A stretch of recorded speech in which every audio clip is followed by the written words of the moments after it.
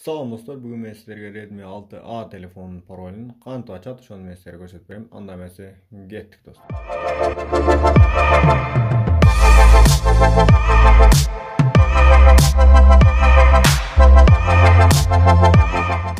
Parolni açış üçün telefonu öçürөбүз.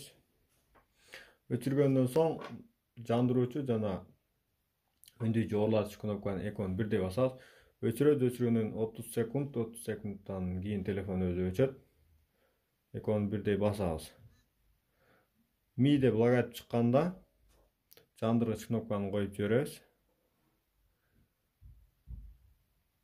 Ондай болгон меню чыгат. Экинчи Wave Data тандайбыз. Wave All Data тандайбыз. Cancel и Confirm деп Confirm'ге түшөбүз да тандайбыз. Болду. Sizin telefonunuz полный тазаланып жатат, ичинде бүт нерсе өчүп кетет. Ичинде эч нерсе калбайт, ошону менен чогуу пароль дагы өчөт. Сброс кылып азыр back to menu reboot. Бул 5 же 10 мүнөт аралыгында жанат. Жаңандан кийин Mi аккаунт же Google аккаунт деп сурап калышы мүмкүн. Описанияда видео ролиги бар. Mi аккаунту кантип ачат жана Google аккаунтту кантип ачат.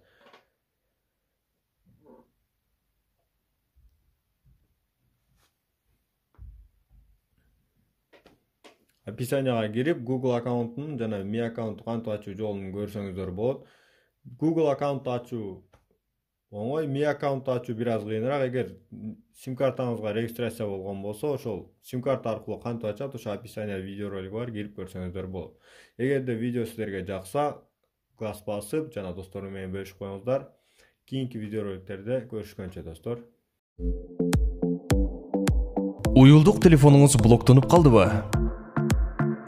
Эмне кылууну билбей турасызбы? Уюлдук телефонду ачууда профессионал болууну каалайсызбы? Анда биздин YouTube каналга катталыңыз.